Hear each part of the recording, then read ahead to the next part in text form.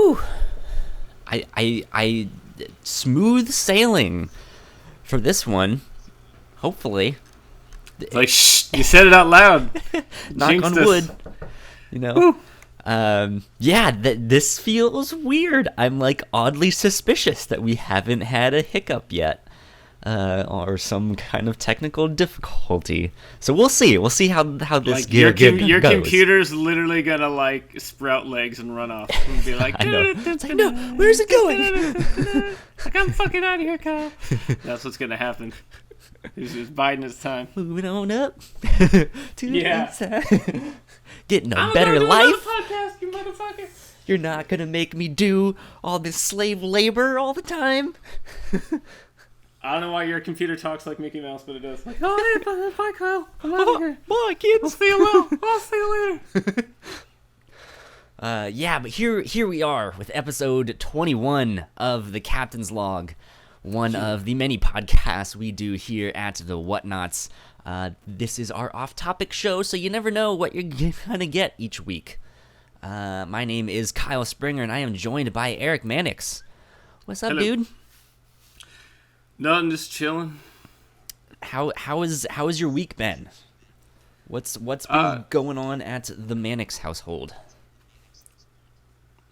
So, it's been a weird transition because I finished up doing everything I needed to do for the movie. That was my whole August, and now that we're in September, it's going back to school time. And so we had an open house for both of the kids a couple days ago. Emma is 4 now, and she's going to be in preschool. So she got to go. And that was really cool because the preschool teacher is actually an old work colleague of my wife Tessa's. So they used to work together for like 10 years. Okay. And she recently, transitioned to doing the preschool thing. So I know her teacher already, and I know that she's really awesome. And that's been really cool. And then Kate, my oldest, is 7 now, and she's a second grader. And so yeah, she loves school. She's super, super into it. So she was stoked out of her little mind to be back. She just like does homework all the time. She's super, super into school. She gets that from her mom, not from me. But so that's been cool. It's really exciting to see the kids, all happy about that and getting to see their friends again and all that cool stuff. It's also sad though because I see my family the most during the summer, and right. We got to do a lot of cool stuff. That was a big part of the reason I left out of the fridge was to spend more time with the family, and I was able to do that more this year than I have in a long time. And like we went on a vacation for an entire week, which is something I haven't done in forever. That's awesome. And so yeah, that was really cool, really awesome. So it was a little bittersweet this week because they're all happy to go back and do their thing, but that means back to being ships in the night sometimes. There's days where I don't see Tessa or Kate all that much. It's like I see them in the morning and I see them right before I go to work some days. But yeah, it's been cool. And also, yeah, I was just so busy doing the movie that I got so used to having all my time booked up, and now I have some free time again. And so I've kind of I bought a pack. Well, thank you for gracing us with your presence. Yes, I'm back. I listened to that episode, by the way. I could tell. You motherfuckers. How dare you? You were talking shit. What I did with my time this week, talking so much shit. Someone, like 5 years ago or something, brought in some sealed packs of comic book cards. I was wondering what those were, because I saw them on your Twitter. Yeah, I've been tweeting about it. Well, the Marvel ones I bought like immediately then, and I because I still, no, that was like 7 years ago, Jesus.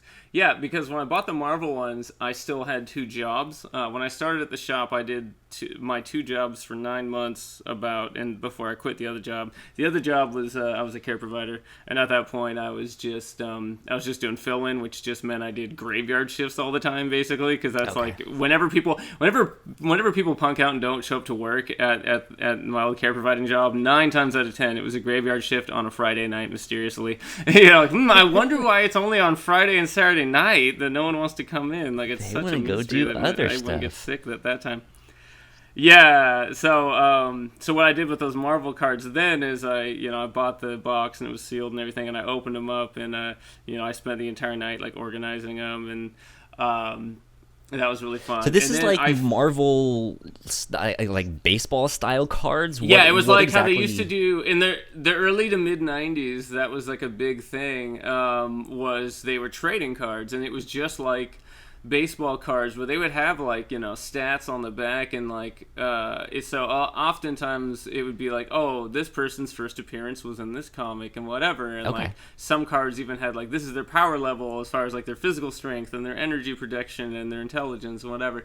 It depended on the card. Some were like a little different, but usually it was big kind of like portraits on the front, and then whatever would be on the back would vary depending on like the series, but often there was some kind of like whatever made up stats on there. And Gotcha. then since it was the 90s, a lot of times there was like hologram cards or some kind of super shiny insert card, some kind of like first edition rare cards, 3D. right? Yeah, exactly. Foil cover. But yeah, with the Marvel ones, I've had those for a long time, and then we doubled the upstairs at the shop. I think Jess mentioned that when she was on the show. So we had like this like mezzanine we have this entire game room. Our shop is so enormous, but we doubled the length of the game room, so it runs the entire length of the store now. So it's just like, I think it's like 5,500 square feet. It's enormous. But it's all like gaming tables, and then there's a cafe up there. It's been really cool, but for the last month, the shop's been under construction, and we've been moving stuff around. Well, during the move, we moved like a bookshelf, and I found this sealed box of DC Cosmic cards from 1991, and they even had my name written on the cellophane. Did they really? It said Manix right on there.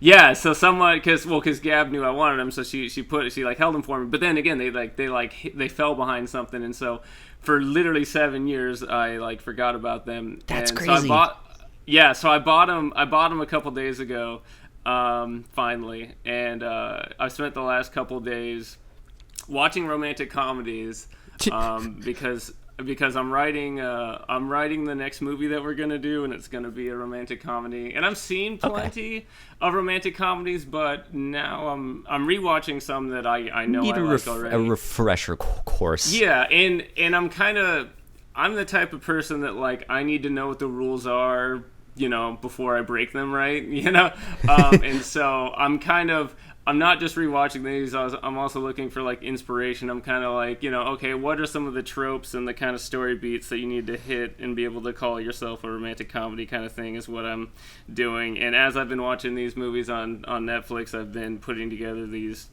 old ancient comic book cards from 1991 and putting them in a binder and getting them all organized. I was gonna say, you have the 9 or the 3x3. Oh, I've got the sheets of. I've got the 9 pocket pages. Yeah, I had a bunch left over from the other set, and I managed to have just enough. Yeah, I managed to get the entire set with the exception of they did 10 hologram cards, and I got 5 of the 10, so I got half of the series. It's not bad. In the holograms, yeah, and those are really cool. Like I got like a cool Wonder Woman one, and yeah, there was definitely some dope cards, and they're a lot of fun. Some of it's really funny though, because like this particular set, they'll do like, it's just what Golden Age, Wonder Woman looked like, and here's what like Silver Age or Wonder Woman looked like, and here's like what modern, looked like, and so I like that they had like different iterations of like the same characters sometimes, and for the most part the art's really solid. The thing that's fucked up though is like the Big Barda card literally has her vacuuming in like pink bunny slippers. Like Big Barda, one of the most badass warriors ever. Yeah. It's like, what? I mean, like, it's not completely sexist bullshit. Like, all the Wonder Woman ones look really awesome and, heroic and badass. So it's like... But it's just of all the characters, that's one of the most well-known... Big Barda's such a badass, like, dude. Warriors, yeah. It's especially funny, like, right now, because there's that amazing, Mr. Miracle series out, like, right now that everyone's buzzing about, and, of course, that's got Barda in it. So it's like, now more than ever, she's, like, in the geek kind of spotlight, and so it's extra funny right now. And funny enough that in that they definitely do have them in a much more domestic setting, or like having domestic conversations, like in the midst of some like war on apocalypse, you know. So Oh yeah. funny stuff. So I'm kind of surprised that you were still able to buy them if they've been like behind some shelf for 7 years. Well, everyone just forgot about them, including in myself. The system.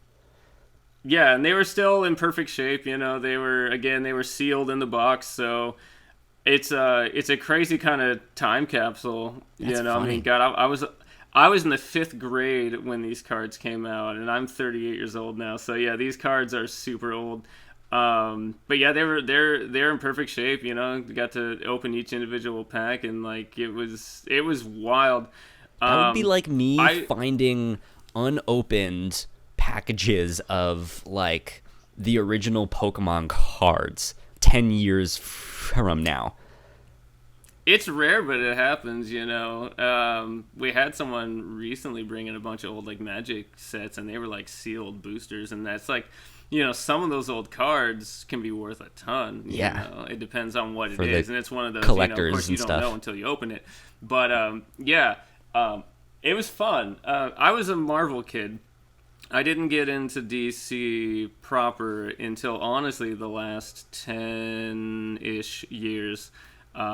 It's been fairly recent, considering I've been reading comics for so long. I mean, I liked Batman as a kid, but like, who doesn't, right? Sure. But I didn't read a ton of like his comics. I think like I read parts of Nightfall when it was coming out, and like I'd read whatever my friends had, but it was mostly Marvel. So I had tons of the Marvel cards. So like the Marvel set that I bought a few years ago, I had some of the cards back then. But I never owned DC cards. It wasn't my scene. So it's fun now to go revisit that part of my childhood, because at the time I didn't pay like too much attention to them. So yeah, it's been a trip. Because like in '91, it was Wally, firmly as the Flash. As the Flash. They hadn't. Mark Waid was just jumping on the book then. Yeah, like Bart Allen hadn't been invented yet, and Barry had been dead for 5 years or something, 6 years, and so it's a trip. Like Hal Jordan, his card, he has like the white temples, because that was like all the lead up to Emerald Twilight and all that stuff, where he kills the Green Lantern Corps, and like it's a trip. So it's definitely a trip to see. Kind of that era. And it's funny seeing, like, because the cards, again, they'll say modern age, and it's like, modern age from 1991. And of course, well, God, that was Side note, years ago. before you get too far away, did you hear about the stuff about Gerard Jones recently? Was that the child pornography stuff? I saw some of that on Twitter, and that sucks, and that's really fucked up, and that's not cool. And that's crazy. I'm not gonna go too much into it, but yeah, he was the one writing Green Lantern right around that time. Yeah. And I know he did a lot of translations. If I'm not mistaken, it's the same person, because we did an old episode of the Whatnauts podcast, which is now the review show, on Ramno 1/2 on the manga. And if I'm not mistaken, Gerard Jones did the English translations of that book. Which I happened to see that as we were writing it when we were, and I was like, no way, I'm reading the Green Lantern that he's making right now. But crazy stuff happening there. But anyways. Back to the trading cards.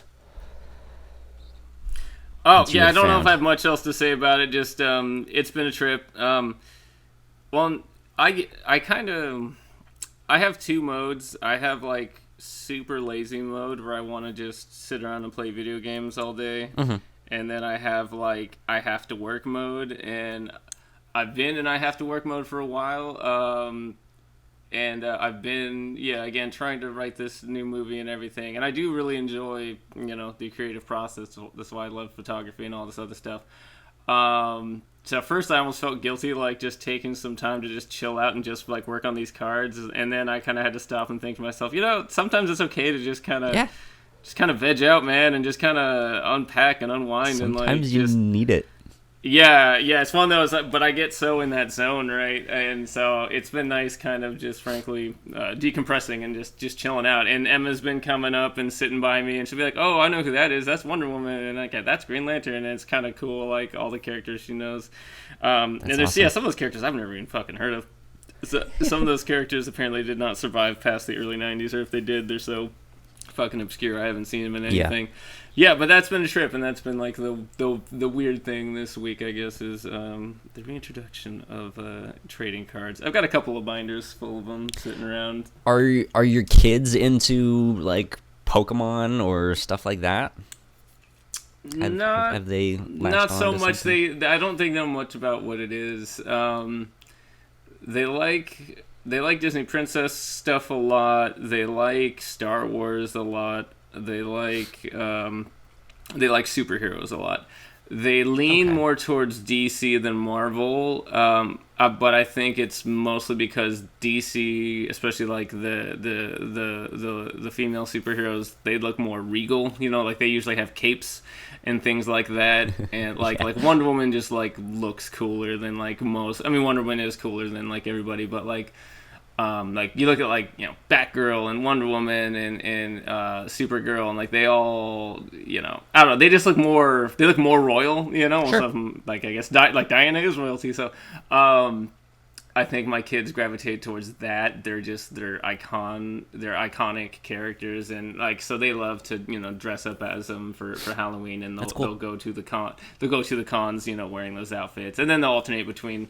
It's basically like 1 year at Emerald City they'll be Elsa, and then the next year Kate will be Wonder Woman and whatever, and they've had like 3 or 4 just within Wonder Woman outfits, and they're really into it, but they're more into the DC side. But that's cool. So they're little nerds like me. Kate's a big tabletop gamer. But they haven't quite discovered card-based games yet. I feel like it's probably inevitable, but they haven't. Eventually. Like they've seen Pokemon, so like they would know what it is, they might not know what it was called, but like if they saw like Squirtle or whatever, they'd be like, oh, okay, I've seen that, because of course I work in a shop, and that's a gaming and comic shop, so they've been exposed to it. But at this point, Kate's mostly doing simpler kid games. I think like King of Tokyo is like one of the most complicated ones we have at this point, but never heard of it. I think in their future, especially with Kate, King of Tokyo is really fun. You get to be you're all monsters, and you're basically like Godzilla or King Kong or whatever, and like one person's in charge of like the city, and everyone else is trying to like to destroy them and take over, basically. So it's like King of the Hill, basically. Okay. It's a lot of fun. Yeah, because you get to be monsters, so who wouldn't want to do that? But I feel like inevitably Kate will probably get into like I could see her being into D&D when she's older, because she's got a really healthy imagination and she loves to create, and she's very social, and she's really into gaming, so I could see her being pretty into it. Emma, who knows? Emma just likes whatever Kate likes at this point, so I could see her tagging along for the ride. But are you into the D&D stuff? I don't think I'm not. I just heard don't you mention it. I'm not much of a gamer, honestly. Past video games, and even with video games, I'm really behind eternally on everything. Like I haven't played anything new. I haven't played Overwatch or any of the games that people talk about now. I've never played them ever. Overwatch, Fortnite, Spider-Man. Yeah, Fortnite, all these. Like I know what they are, that, and that's about it. And sadly, this is gonna make me sound really old, but like most of my information comes from the shop. Like we'll get in new action figures, we'll get in like pop figures, and I'm like, oh, okay. Like that's how I've heard of Eva and some of those characters are only because we sell stuff with them on it. So I'm like, okay, well I at least know that that's a character in the game. I couldn't tell you like if they're any good or whatever. I know who the more popular ones are just because people ask about the merchandise more. But that's my extent of my knowledge. I think D&D is really cool. I think I would like it. The thing with me is I'm a talker, dude. I as if you didn't know. I can't fucking shut up. I just can't. So I'm really shit with most games because I don't pay attention. I'm just like talking the whole time. What And about then DMing? Like, what if you're the one like bringing everyone else on that? I might be better at that. That requires you being like organized though, and I am fucking not. I'm a hot mess. So basically, I'm the annoying asshole that, like, you know, your friend brought over, and I'll just talk the whole time and sip on coffee, and I'll make everyone laugh. Like, everyone will have a good time, but then every, like, you know, 10 minutes I'll be like, Manix. I'm like, wow, what? And then, like, I don't know what I was doing. Like, I don't know. You just described this podcast. Yeah, so I basically, like, I lose interest in the actual game very quickly, only because that makes I sense. don't pay attention, frankly. And that's with every game. That's with, like, you know, Monopoly and Risk and anything. And, like, again, lots of D&D and Pathfinder happens at the shop, and it looks really cool. And, like, I do love role-playing games, and I do love, you know, fantasy stuff. So there's a part of me that thinks, yeah, I would like it. And then the other thing, too, is... my perception, at least, is you need to have a lot of consistent free time to get into some of these campaigns, because they can last for months. And most people I know that play it, they play at least, you know, at least once a week, but usually two or three times a week, often. And I think that'd be cool. And there's part of me that would be like, I would love to have a solid group of people that I could continually do that with. I definitely see the appeal of it. I think it's awesome. I simply don't have that consistent of. I know that Melissa, schedule, you know, with like kids and all that, who hosts the review show with me, does a role play podcast where they do some kind of adventure. I've listened to some of the initial stuff that they did, but I've not ventured into it more than that. But that stuff always sounds really fun to me. At least to do some like one-off episodes. I think it could be pretty fun eventually for like all of us here at the Whatnauts. If we're like, we need to find someone who's gonna come up with some game for us, and then we'll make characters and then record it all, and it'll be like a 1 or 2 episode thing, and that's that. That would be fun. I have been thinking a lot too, since I've been delving into like different, you know, creative things, just kind of dipping my toes, like with the acting and stuff. It's not like my normal scene. I don't necessarily know if I'm good at it, but it was fun to try it out.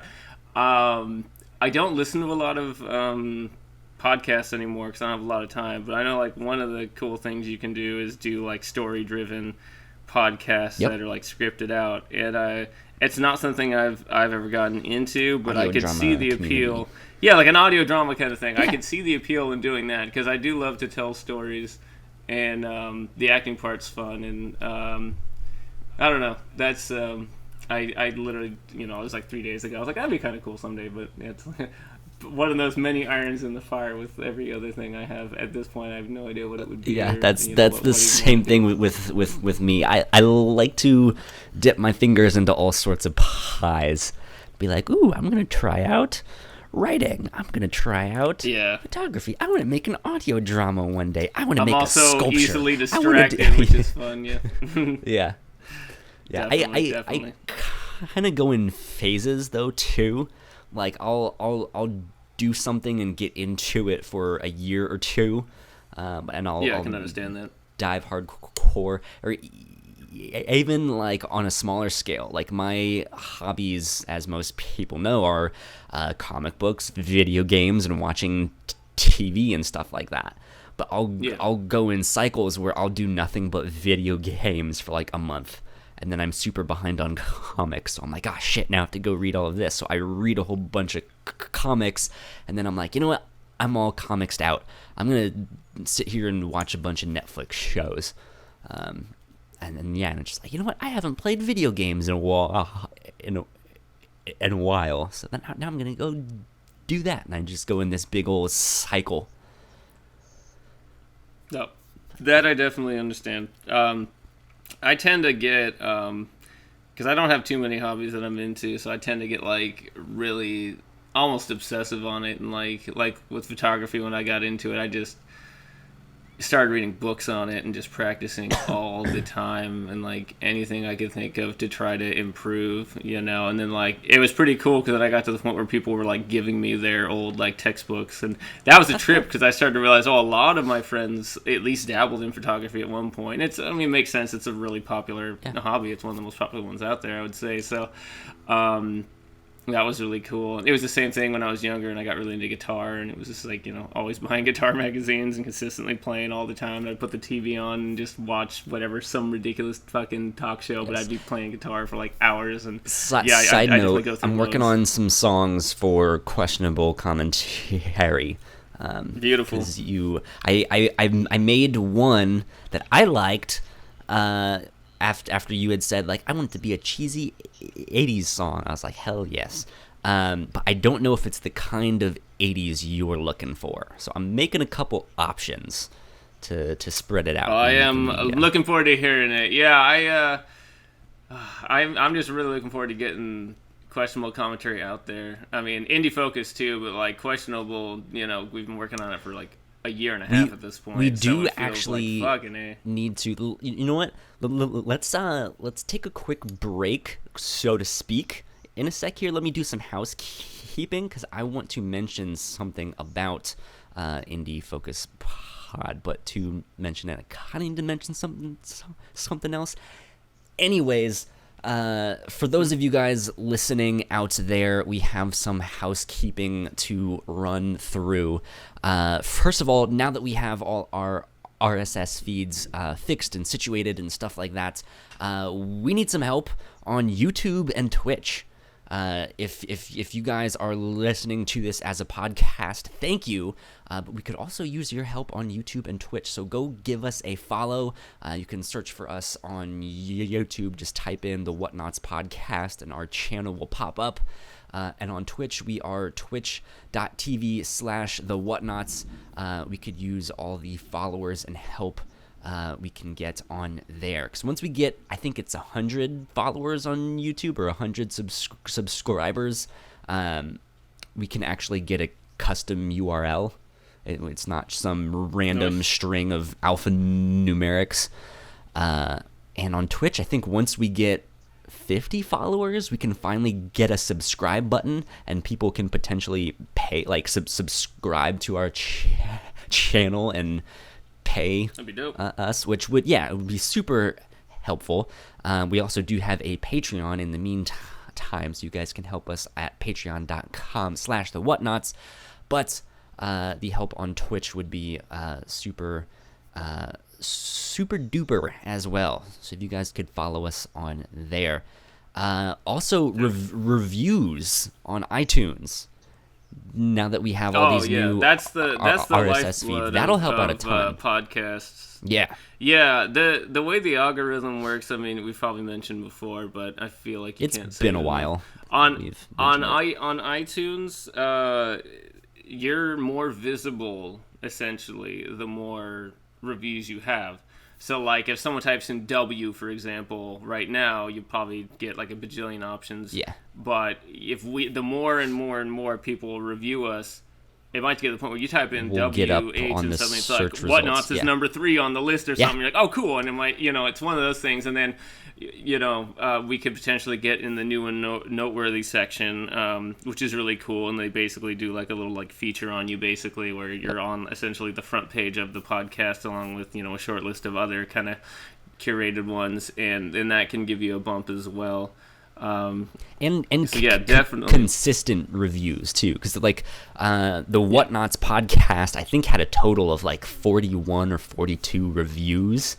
But we hadn't gotten one in like a year and a half, so it's not really up to date is the thing. So it's a mix of the number of reviews and like current reviews. It's also nice just to know, just on a personal level. It's nice to know, like, are you listening? Like, because it's hard to know when you're throwing it out there into the void. Can I kind of bitch about something? Am I allowed to bitch about people who listen to the podcast? Wow, it is. You're allowed to. Thunderstorming. This is America. You can bitch about whatever you want.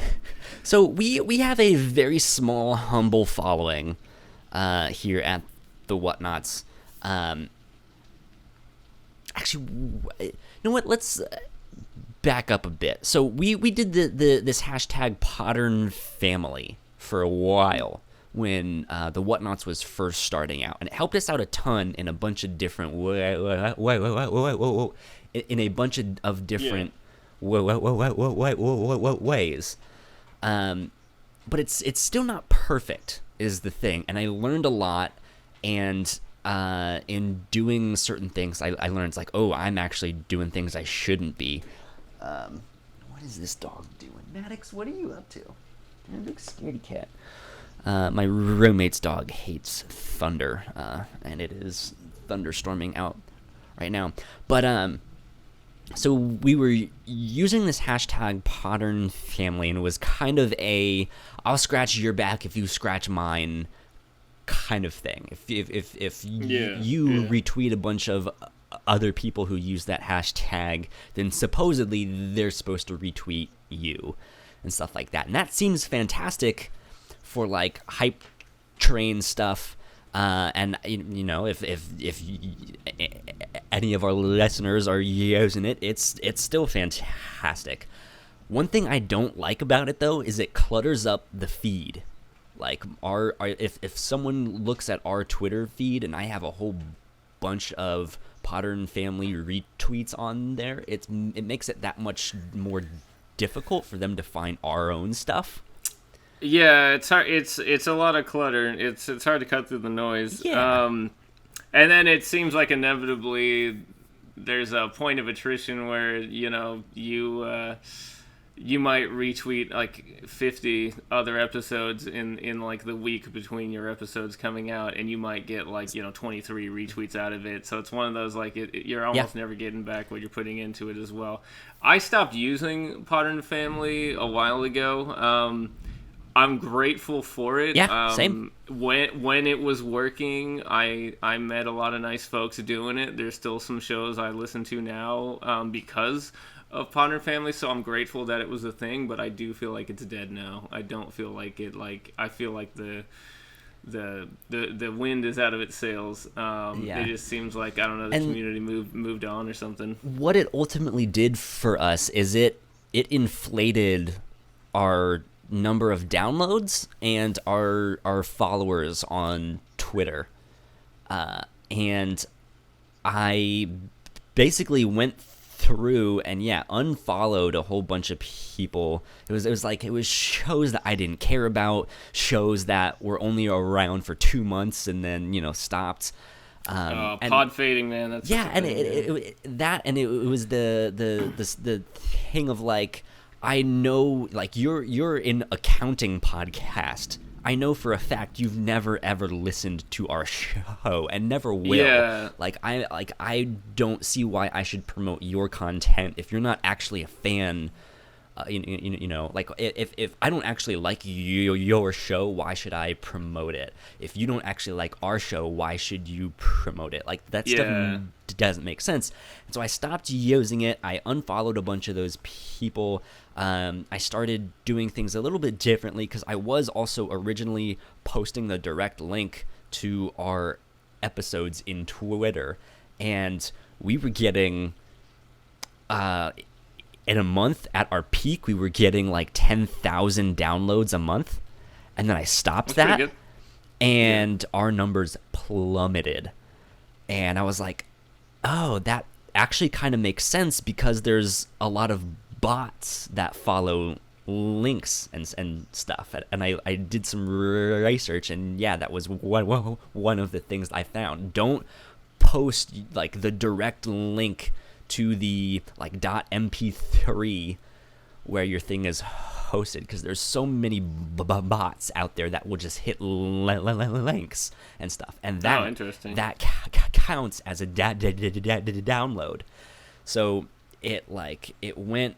Now you know the people out there like taking notes, like, definitely post the link. Let's pump them numbers up. Pump the numbers. Pump up the jam. Those Ricky numbers. Pump those numbers up. But so I mean, so it's basically all of that said is I want to get a better picture of like who is following us and who actually listens to this show and who our fan base actually is, or who our listeners are. Yeah. That'd be awesome. And so yeah, like dwindling down that number is fantastic, but the iTunes reviews help. Interacting with us on Twitter helps a lot.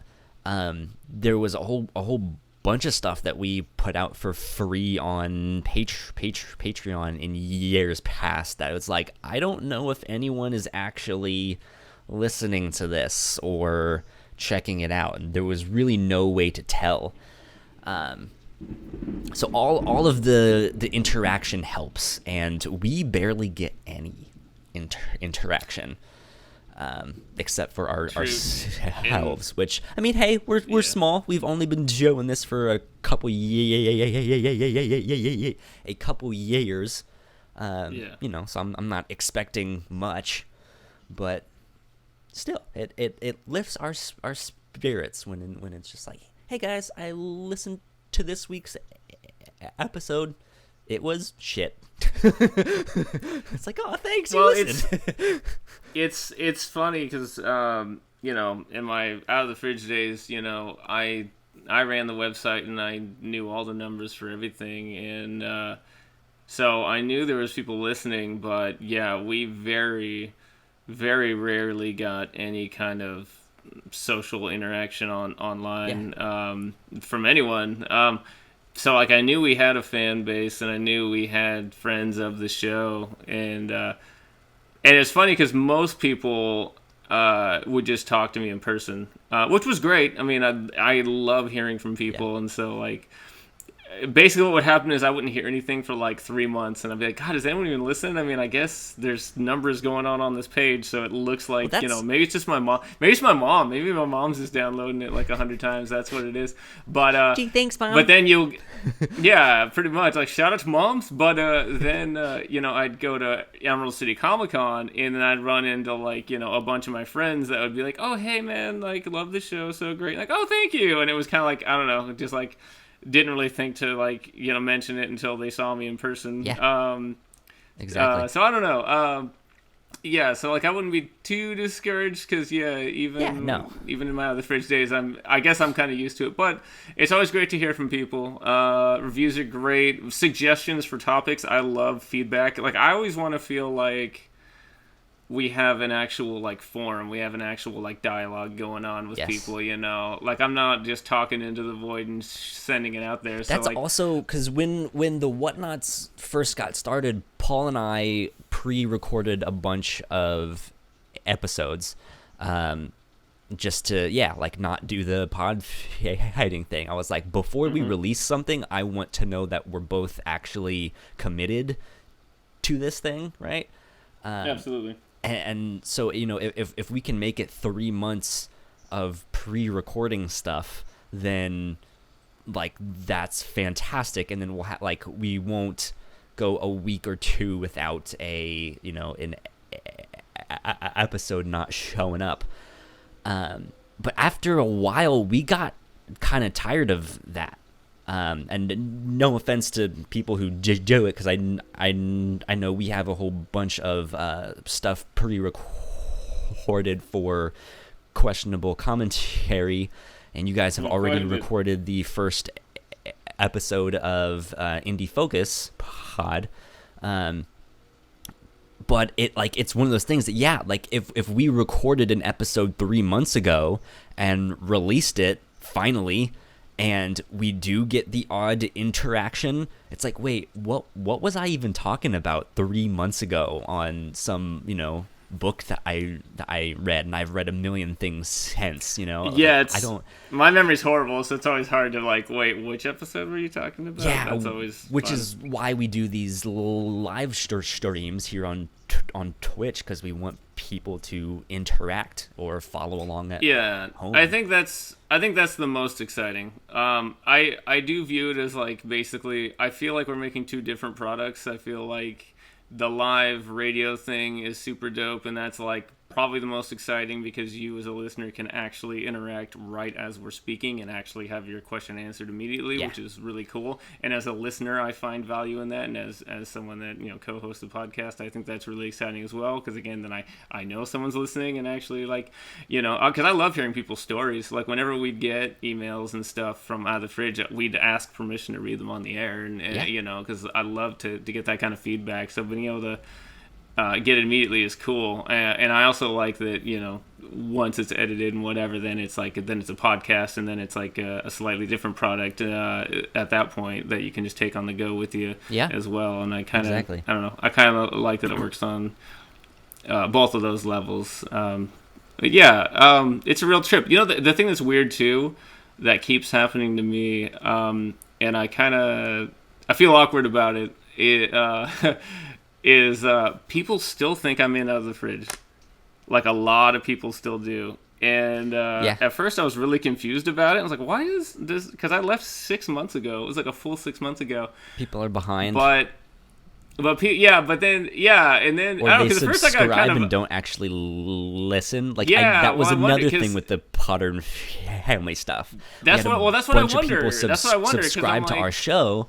And then but it's like, I'm talking about people I actually people I interact with in real life though, so because I can understand people online that don't actually know me, but people will come to the shop, and they'll be like, hey man, Eric's out of the fridge. I'm like, hey, and I guess I don't know. Part of me is like, I mean, you still did that, you still helped make that show. The way I'm trying to view it now, because at first it was kind of upsetting, because I don't do that anymore. It's awkward. But then I was like, I mean, I guess if you mean I was the guy on the fridge and that's just how you think of me, then that's cool, I guess.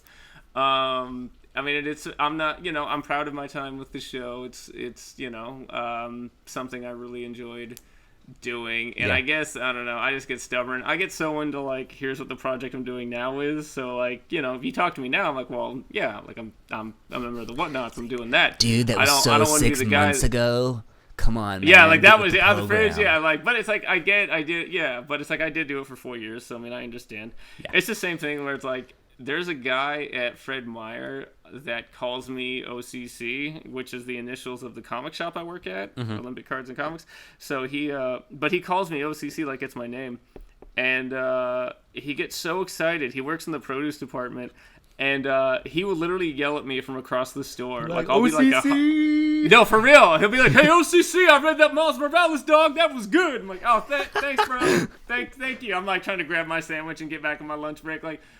Looking around as he scared 5 families between us, yelling. I'm like, yeah, thanks, bro. Glad you liked it. Thank you. But that's the same kind of thing where it's anytime I go to a con and stuff, it's people know me from the shop, and so I know that someday I won't work there anymore, but I'm still gonna be that guy for some people, and I guess that's cool. I mean, I guess I should just view it as a positive thing that I mean, these people are happy to see you, and so. I guess I'm just not used to that, is I guess ultimately what I was aiming at. Is it's weird because I'm used to well, my friends know me because I'm Eric, but it's weird to me that I'm that guy from that thing. I don't know how to feel about that. That's weird. So it's cool. I mean, the first time someone walked up to me and said, you're Eric from out of the fridge, I fucking lost my mind. I was like, oh my god, someone knows who I am. It was my hater, but it was cool. They still knew who I was, so that was so cool. It was really funny because I used to dance and stuff like that. It's been years since I've done that, and even when I was making the Whatnauts with Paul, even Paul would still be like, oh yeah, he's a fantastic dancer, he used to do all that. I was like, no, I was not good. I did it for 4 years and that was it, and it was kind of a side thing. I mean, it was my thing at the time, but it was still that's not me, that's not the totality of who I am. Yeah, I was thank you for the love, thank you for the hype, but that didn't work out well for me. Let's move on. I'll be honest, that's been a big part of 2018 for me that's been very strange, is until this year, I never really thought too much about people's perceptions of me. You know, I'd always just think, well, I'm me. This is me. I'm a dad, and I'm a husband, and I'm a friend, and like I work at a comic shop, and like, you know, that's whatever. If you know me, those are things that you know about me. Like, pretty simple. Just like I think of my friends in that regard. But then I don't remember who the quote was, but I'm gonna paraphrase. It was like basically like everyone there's basically there's like a myriad of versions of you. So like every single person has a different version of you than like the one that you have. And that fucked me up, man, for like a week when I read that quote. I was like, it's weird. Because some people, you know, are gonna like look up to you and think you're like super amazing, and like I think that's weird and overwhelming. And then there's people that are gonna think you're just aight, and like that's cool. I know how to that I can deal with. That's usually my opinion of myself most days. Like, yeah, I'm alright, that's fine. That's always one of the weird things for podcasting and stuff like, or YouTube videos or whatever. Like if you have some kind of inside scope to a person's life where you get to know them through their content, you always start to feel like you know them, and it's such a weird thing because it's not bad. I mean it's not a bad thing. Like I would much rather be transparent and open on these podcasts, right?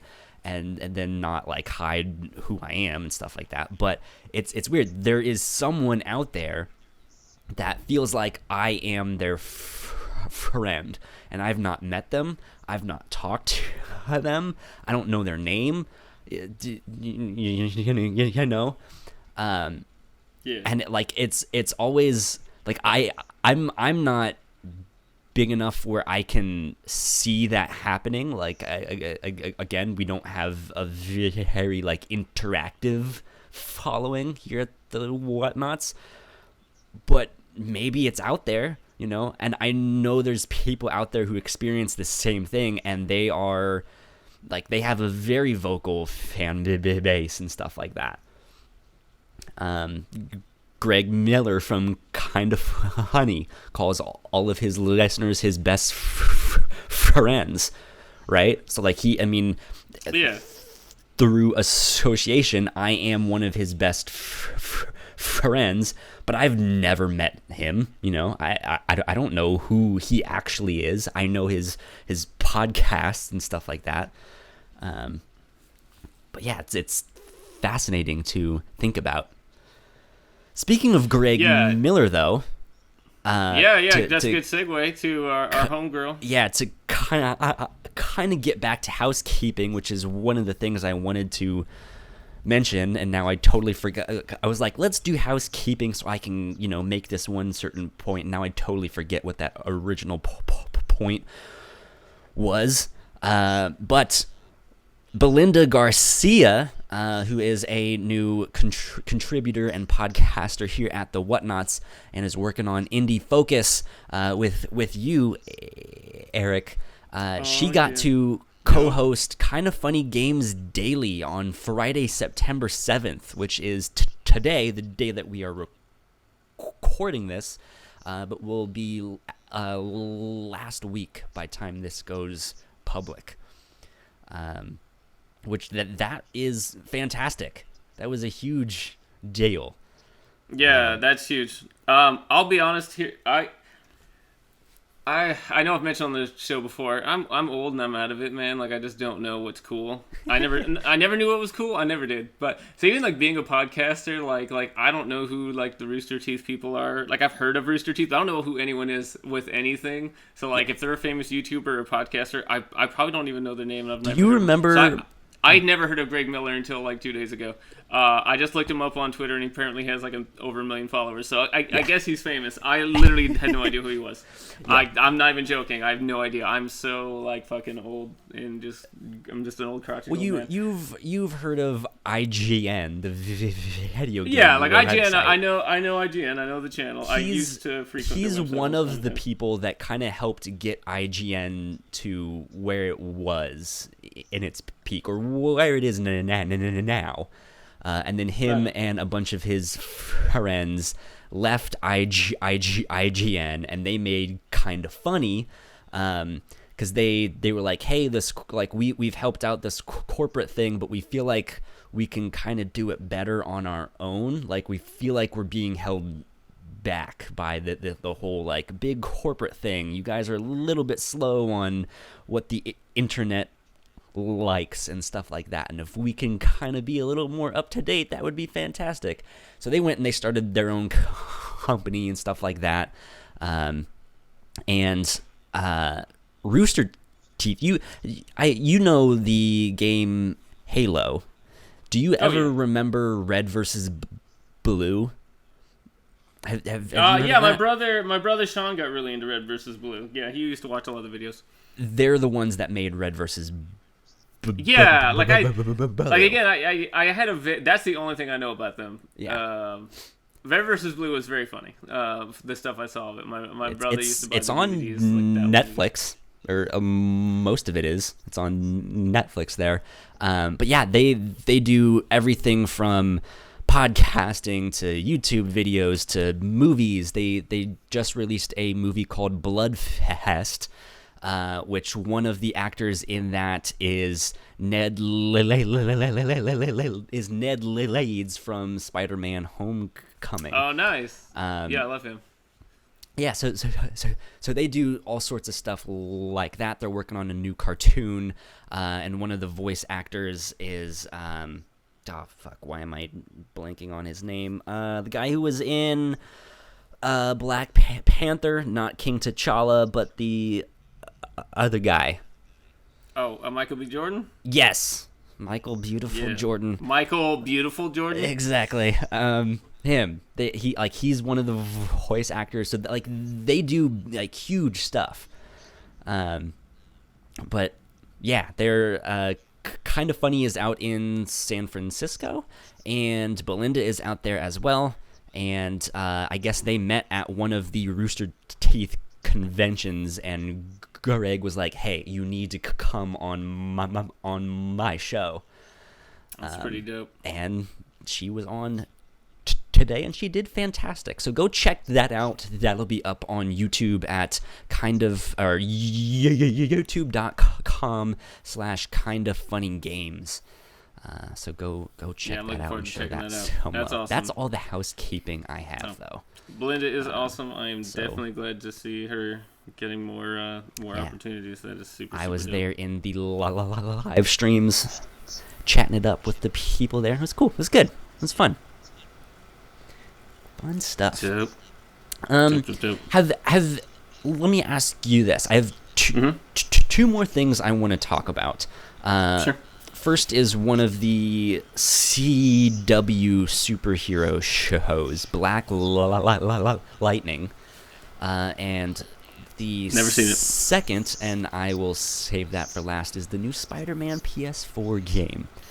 Dope. I assumed we were going to talk about that today. Yeah. It's Spider-Man Day.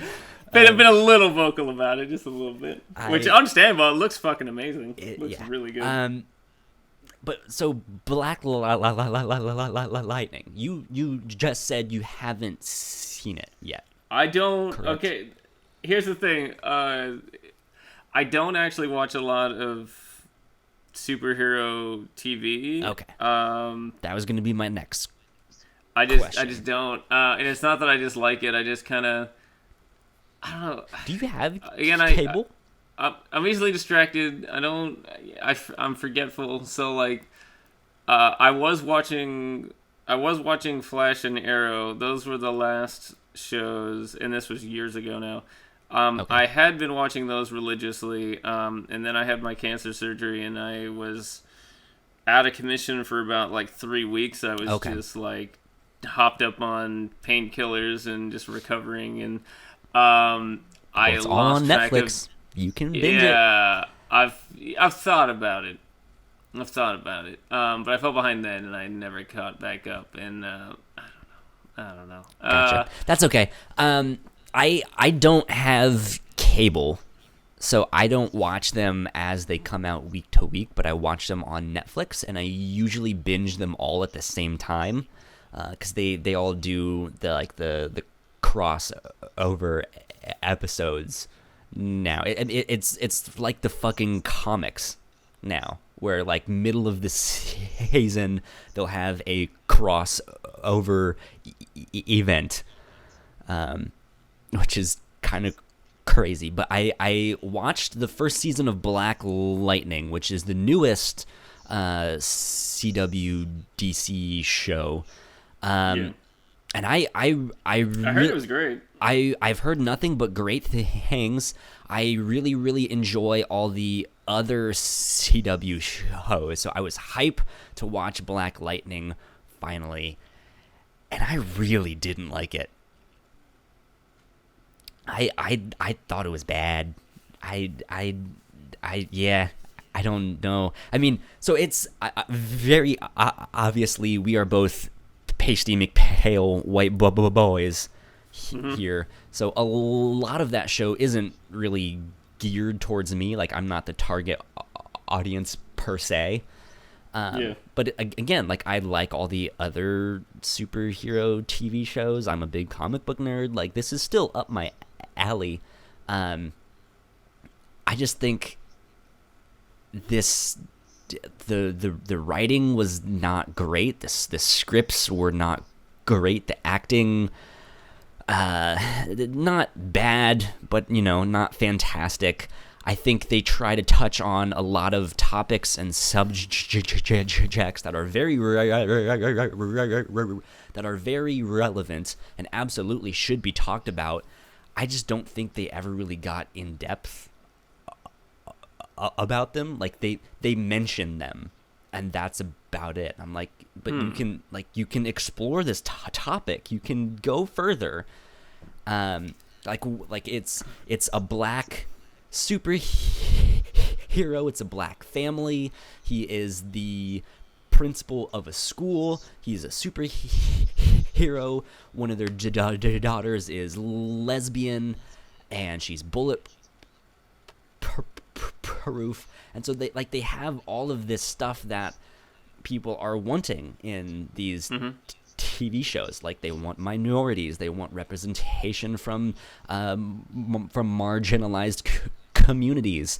That stuff is all there, and it's fantastic. I absolutely want this show to exist. I think it could be better, if that makes sense. Like, yeah, I mean, I'll be honest. That's how I feel about like every show I've ever seen on the CW. I mean, like Arrow. I call Arrow not Batman. Yeah, because Arrow just wants to be Batman so bad. And Arrow has its ups and downs. It's absolutely Arrow, had and I liked seasons. it. I watched it, but like, and I never loved Arrow, and it felt like it could have been like, I like Steve Amell. He seems like a really cool guy. I respect how much like effort he puts into the role, both with working out and acting and everything. And I liked a lot of the people on the show. It was all like writing decisions, that I always questioned, especially when they started to get to the point where it was like, oh, he actually left the island all the time because he was like a secret agent. I was like, get the fuck out of here! Like, I was like, fucking, I was ridiculous with that. It stuff. Was getting like, stupid. It was getting really stupid. Arrow has had its ups and downs. Absolutely, there's been fantastic seasons and there's been some terrible ones. Same thing with the Flash. Supergirl has had its fantastic moments and stuff like that, and there's been some stuff that's like, Supergirl, but it was the same, I mean, even like, I remember watching the pilot of Supergirl, and I was like, this is going to be fantastic. I'm glad it exists. It's not great yet, like, I want it to be better, and it did. It got better, and Black Lightning did the same too. It got better by the end there, but it was still just like, the most interesting characters were not the main characters, and they instead of having some kind of like cinematic theme song, they had this rap song that was like their theme song, which again, like, I understand their demographics, so they're gonna have more hip-hop influent stuff, but it was a really cheesy rap, and they played it like it was like on the nose of like the lyrics, And then they had I don't know if it's multiple verses from that same song, but it was a rap about what was happening in the show, and it would play in the background. Like, it's exactly like what Stan Lee used to do in the comics.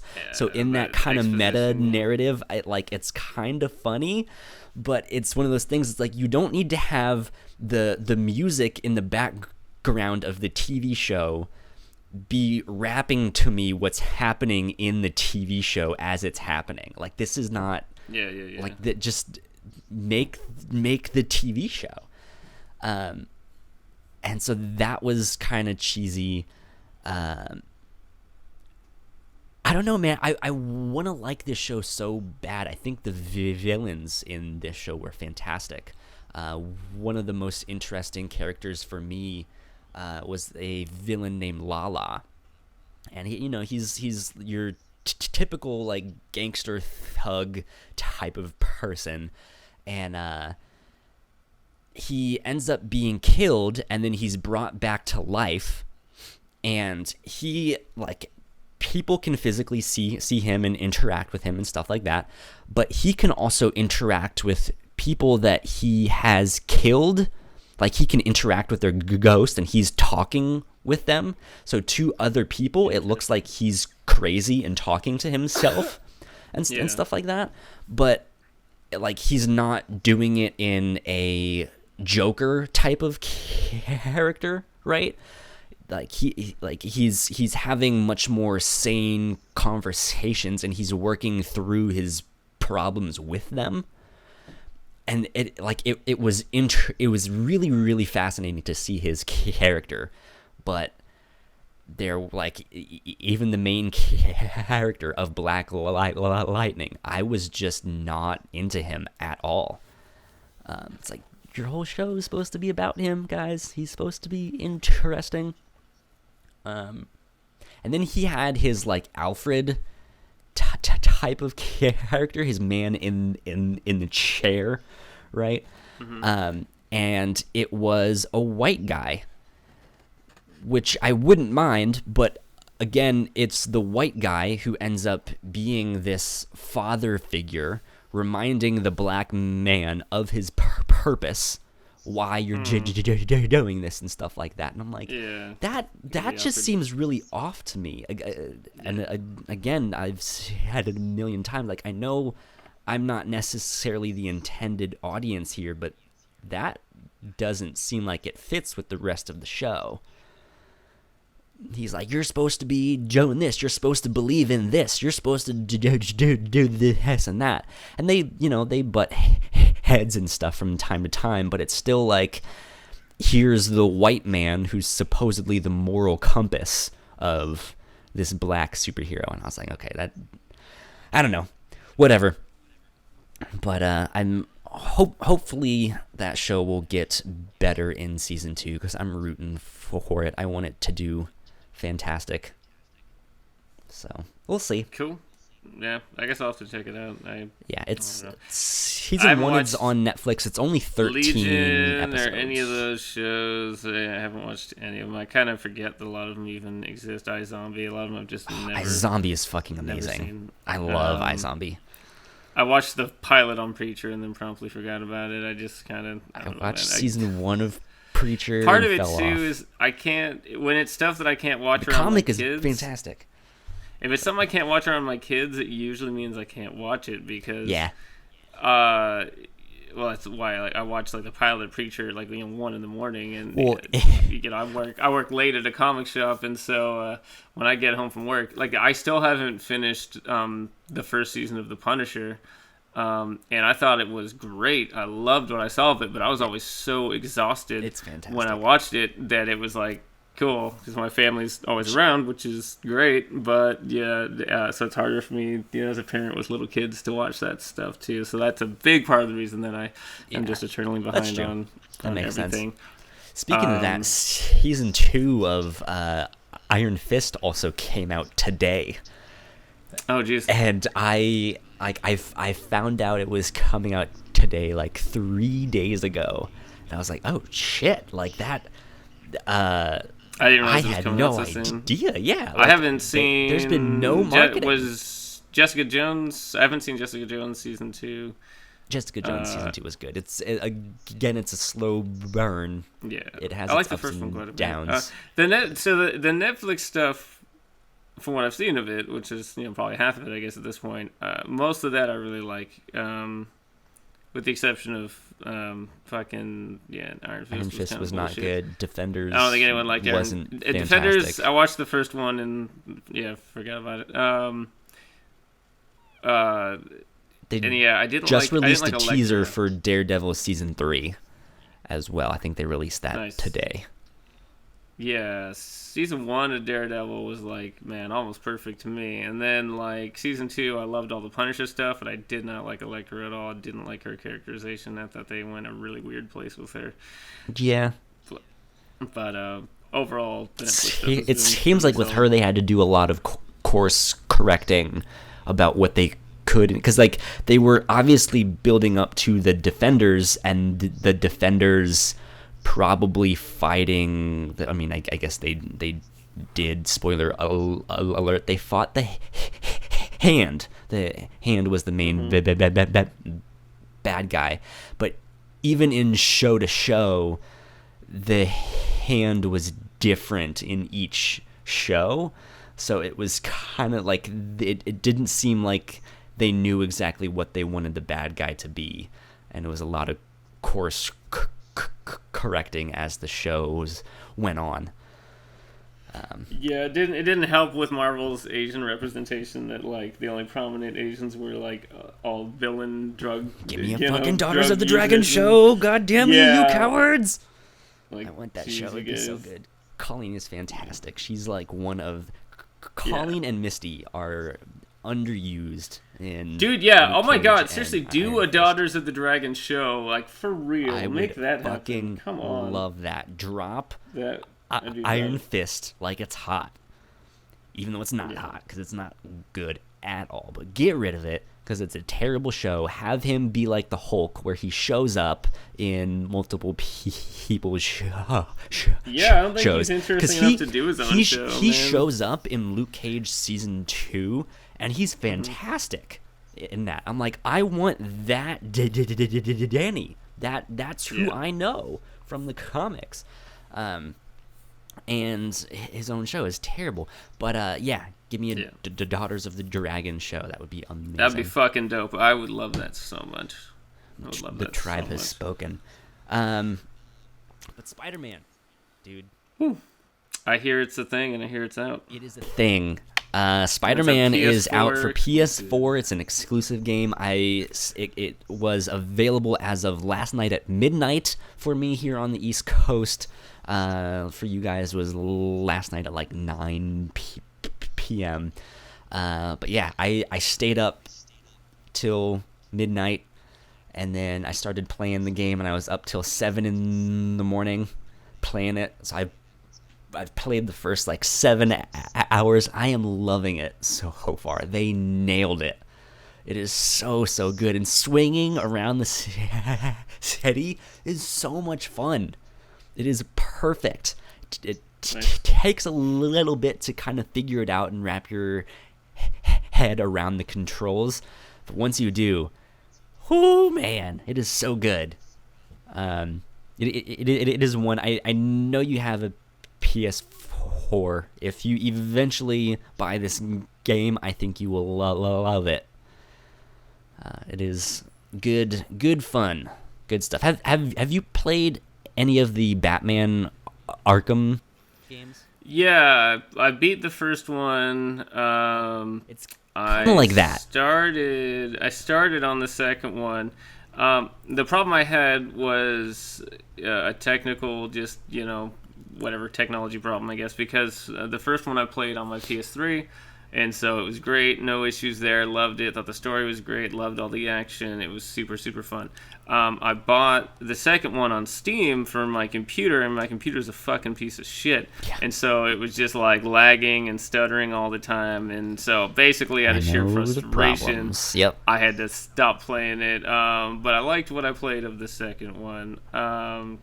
So yeah, Yeah, I played some of the games, and I thought they were cool. Yeah, this is basically that same style of game. That sounds dope. Except, so I guess you're more familiar with the original Arkham Asylum. Where for sure. that was, I mean, I guess it's kind of an open world. It was a small one, but this, yeah, you have the whole island of Manhattan to kind of swing around, Intense. and you can, yeah, like there's a whole bunch of like backpacks that are around the city from when he was in high school, and he had to change and stuff, so he webbed it up to the wall. You can go find those, and that will unlock points to help you unlock new suits and stuff like that. See, that bothers the nerd in me because the webbing is supposed to dissolve in an hour. I know. That's one of the things. I'm like, that's not how it works. Really, guys? It's not how it works. Really, guys? That's not how webbing works, but whatever. But, It's fine. It's cool. but yeah, so there's that stuff. There's a whole bunch of landmarks that you can go take pictures of. You can go to the Sanctum Sanctorum. You can go to the Wakandan Embassy. Avengers Tower is there. Fisk Tower. Stuff like that. It's fantastic. You can go to Fogwell's gym. Stuff like that. It's so cool. Dope. And instead of it being that like dark, brooding Batman, it's a lot more. I mean, it's what Spider-Man to be. He's a lot more upbeat. He's making jokes the entire time. He's talking way too much, and the bad guys are sitting there like, he talks way too much. Just shut up, dude. Like, Nice. It's fantastic. So I'm looking forward to diving back in tonight, but I highly recommend it. Yeah. Go check it out if you guys have the time and money. It is well worth it. Nice. Yeah, it looks fantastic. I know a lot of my friends are playing it right now. It looks really, really, really good. The disc drive died on my PlayStation 4. You mentioned I'm that, really yeah. fucking mad about it. You can buy it I'm digitally. I'm like sure you what can I have. download it, Yeah. but fucking A, man. Like, my internet's really spotty, and like, I don't know, man. I'm not trying to do the download thing and have it just take up my whole fucking hard drive. Yeah. But so I'll wait. Also, yeah, I'd never buy new games. Because really, again, I wouldn't really have time to play it anyway. True. So it would just kind of sit there. But it looks, One day, though. it looks awesome. Yeah. You should. I'll wait for like 2 years, then it'll be like some $30 like, Wait till like Game of the Year edition, and then I'll get it then. And then it'll take me another like 2 or 3 years. yeah. to, Wait till like complete it, 'cause- E3 next year or Black Friday next year, and it'll be like $30. Yeah. So. But yeah, it looks super dope. It looks really good. Hell yeah. I'm really hyped about it. I know I've mentioned before, but I've got a few cosplay friends that already have like the PS4 outfit and everything. So it looks really cool. I like that there's a new outfit because of it. It looks. I guess like there's a bunch of skins that you can unlock, and some of them are like exclusive to different systems. That would be annoying to me. Well, it's only on PlayStation 4. So Yeah, why was that? There was someone. Maybe it was like where you bought it. Maybe like there was something where it's like I don't know. I think maybe if you bought it from like Best Buy or whatever, there was some kind of thing where it was like, if you got the different deluxe, exclusive skins. If you got the deluxe edition, it unlocked I think a couple of the suits early for you. Like I had the suit from Avengers Infinity War. It had Spider-Man Noir, and it had Spider-Punk.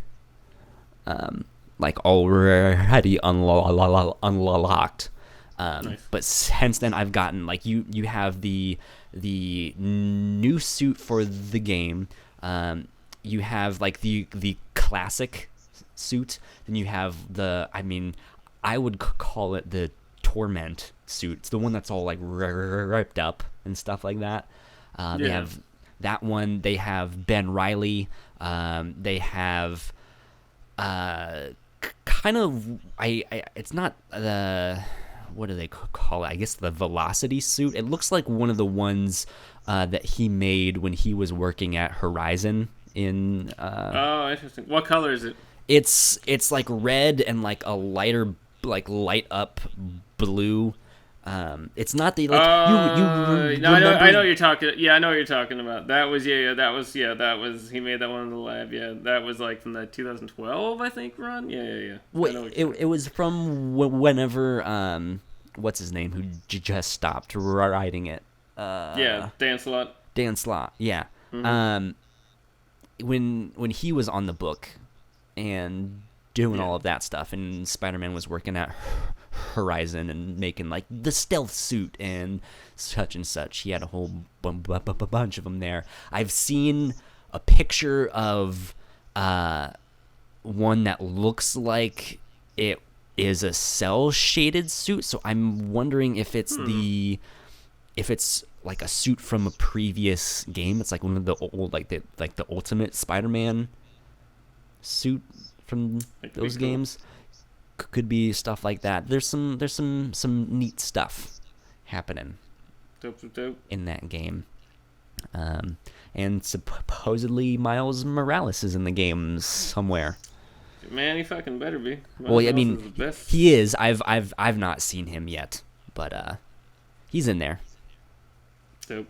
So sounds good, dude. Yeah. I think that kind of about wraps us up, unless you have something else you wanna I think dive into. I think we're good. I think we're good. There you go. I had some Earl Grey tea, and now I have to pee. Yeah. So that's information you didn't need in your lives, but you have it now. Hey, stay hydrated, folks. Woo! Hydrated and caffeinated. Hydrated. Oh yeah. Yeah, so that being said, thank you guys for checking out the stream here on Twitch. Or if you guys were... It's on our website, too. I've, like, embedded our Twitch chat and stream thing into our website. So it's just thewhatnauts.com/live streams with an S at the end there. And, yeah, you don't even have to leave our website to watch our live streams.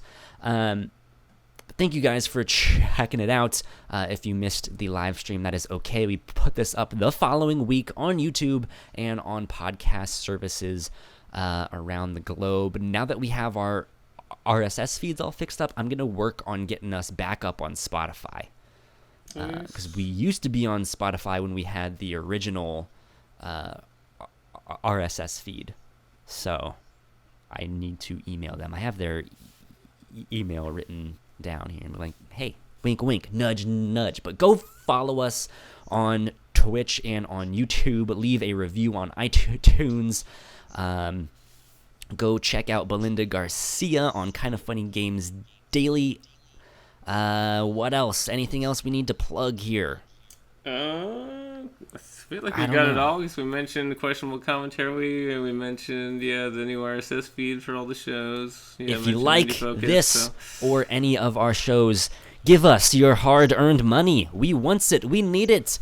We can keep the lights on, and we can make bigger and better shows for you guys. Go to patreon.com/thewhatnauts. You can join for as little as $1. It's pocket change. And you guys can throw it our way, and we can make sure this podcast and the whole operation stays afloat, and you guys can get episodes early and stuff like that. Where can they find you on the interwebs, Eric? I am at the Bobby Krogan on Twitter and on Instagram for my personal Instagram. My professional Instagram is Eric Manix Photography with an underscore between Eric and between an underscore between all the words. And anyways, you search Eric Manix Photography. There's only one, so you'll find me. And yeah, just that's where I post things, I guess. And then yeah. I think that's it. I think that's everything. Sure, that sounds good. And you guys can find me online at Hush315 on Twitter, and I'm the man behind the mask on the Whatnauts Twitter as well, which is just at the Whatnauts. You guys can get all the updates for all of our shows on that Twitter. Go follow us there. Like, share, subscribe, sell your soul, tell a friend, tell a neighbor, tell someone you don't know on the street, whatever you gotta do to help us out. and that would be much appreciated. Once again, this has been episode 21 of The Captain's Log. We will see you guys next week. Adios, guys. Bye.